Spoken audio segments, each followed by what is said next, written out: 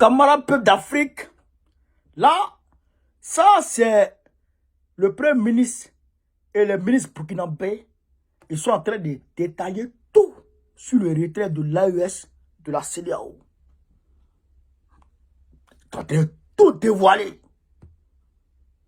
Frère, non, écoutez jusqu'à la fin. Apollinaire Rakim de Tambela, c'est un 10. On écoute.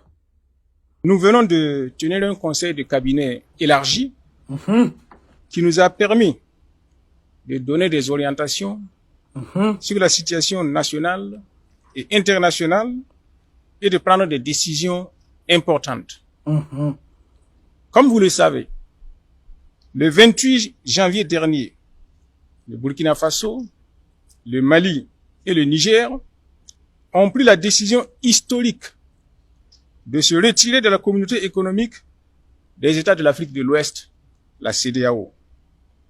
Cette décision vient répondre aux attentes, aux préoccupations et aux aspirations légitimes de nos populations de voir leur pays aller de manière irréversible vers leur souveraineté totale. C'est une décision mûrement réfléchie et précédée d'une analyse approfondie du fonctionnement de l'institution et des conséquences éventuelles de la sortie. En effet, bientôt une décennie que les trois pays font face à des bandes de criminels soutenus, financés et équipés par leurs partenaires. Et cela dans l'indifférence de certains pays voisins et des organisations sous-régionales, dont la CEDEAO. Cette situation nous a conduit à porter sur les fonds baptismaux, le 16 septembre 2023, l'Alliance des États du Sahel, AES. L'initiative de l'AES s'est très vite révélée fructueuse en favorisant la mutualisation de nos moyens humains et logistiques, ce qui a permis d'engranger d'importants acquis sur le front sécuritaire, aussi bien au Burkina Faso, au Mali et au Niger. À sa création en 1975, la CEDEAO portait de grands espoirs en se donnant pour mission première de promouvoir la coopération et l'intégration dans la perspective d'une union économique véritable de l'Afrique de l'Ouest. Elle avait pour vocation d'élever le niveau de vie de ses peuples, de maintenir et d'accroître la stabilité économique, de renforcer les relations entre les États membres et de contribuer au progrès et au développement des pays d'Afrique de l'Ouest.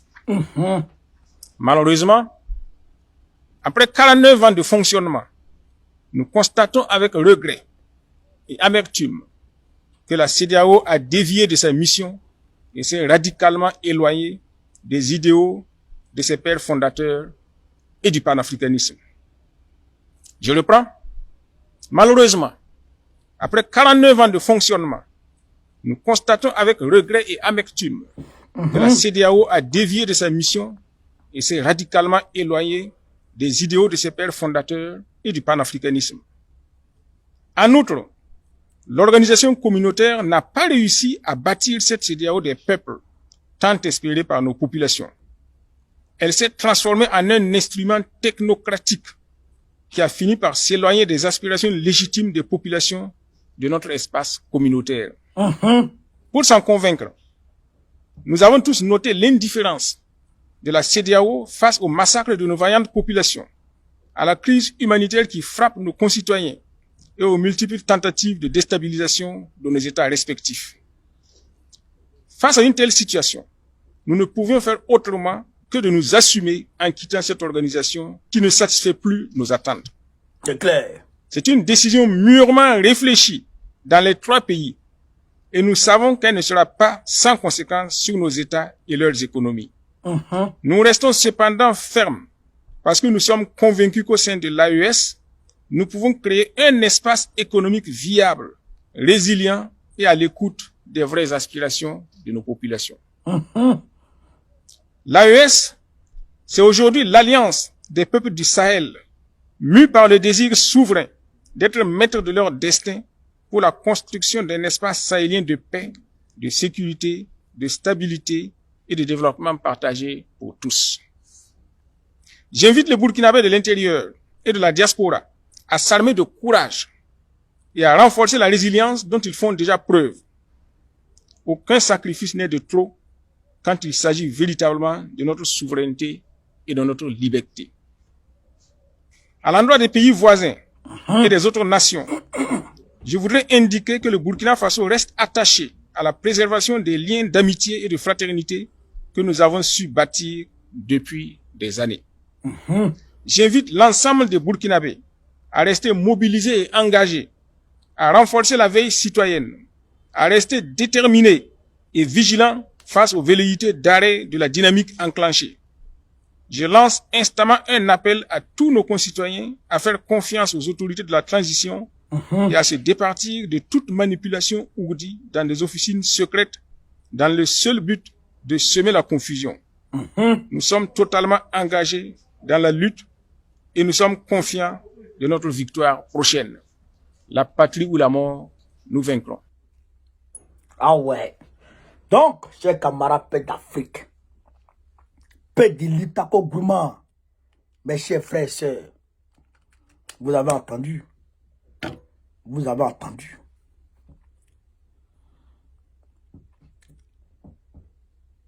Les velléités de déstabilisation ourdie dans les officines. Français, hein? C'est pourquoi bon, on est là pour décortiquer. Ah bon, ça c'est mon travail ça. Les velléités de déstabilisation ourdie dans les officines. C'est-à-dire que dans les chancelleries, dans leurs chambres là-bas, là, les Draman là, les Macron là, les Joe Biden là, dans les chambres quand ils s'y retrouvent là. Quand ils finissent de faire leur ce qu'ils doivent faire. Parce que ceux-là, oh, vous ne savez pas ce qu'ils se font là-bas. Ils s'appuient là-bas. Dans leur chambre là, ils s'appuient là-bas. Ah ouais d'accord. Donc quand ils finissent de faire leur là, les complots, les schémas qu'ils font pour pouvoir déstabiliser là. Souvent là, ces schémas là, hein, il faut faire rentrer dans ce schéma là des Maliens, des Burkinabés, des Nigériens. Donc quand on vous approche pour dire on va te payer pour faire communication là, il faut refuser. Quand on vous approche pour dire on va te payer pour que tu apportes, tu ailles prendre une lettre à l'ambassade de France pour aller donner à telle personne là, il faut refuser. Si on t'approche pour dire on va te donner l'argent pour que tu puisses acheter une moto pour aller donner à telle personne dans tel village, il faut refuser. Si on te donne l'argent pour dire on va t'envoyer pour que tu transportes cette caisse, il ne faut pas ouvrir la caisse, mais il faut transporter ça d'un point A à un point B, il faut refuser. C'est ça. Parce qu'il faut des Burkinabés, il faut des Maliens, il faut des Nigériens pour déstabiliser des Maliens, des Burkinabés, des Nigériens. Vous comprenez ça? Donc c'est ce qu'ils veulent faire. Donc voilà pourquoi il dit il faut se départir de ça. Deuxièmement, il a dit, ce qui est clair, que le retrait ne sera pas sans conséquence pour les États du Sahel et leur économie. Ça n'a rien à faire. Et c'est vice-versa. C'est vice-versa. Il n'y a rien à faire. Mais en réalité, qu'est-ce qu'il veut dire? Il veut dire que la CEDEAO peut prendre l'engagement comment on appelle ça? D'établir la carte de séjour contre les pays de l'AES. Oui, il peut le faire. Mais sur le fond, hein, ils vont s'attirer les critiques de tout le monde. Tous les panafricains du monde, même les vieux panafricains qui sont corrompus là, on va les obliger à sortir de leur gond. Tout le monde va les critiquer. Tout le monde va critiquer la carte de séjour. Ça n'a rien à faire. Donc, il peut faire ça. Il peut établir la carte de séjour. Comme il dit, mais la souveraineté là, c'est un prix à payer. Toute lutte a un prix à payer. Toute lutte a un prix à payer. Toute lutte appelle à faire des sacrifices. Si cela arrive, la diaspora burkinabé, malien, nigérien qui se trouve en Côte d'Ivoire ou je sais pas où d'autres, si cela arrive, dites-vous que c'est le prix que vous devez payer pour la souveraineté de votre pays. C'est ça que ça veut dire. Et ça, il faut être prêt à payer ce prix.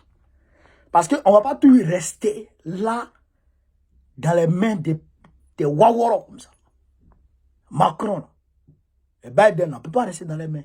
Il faut qu'on soit indépendant à tous les niveaux. Et la monnaie va suivre bientôt.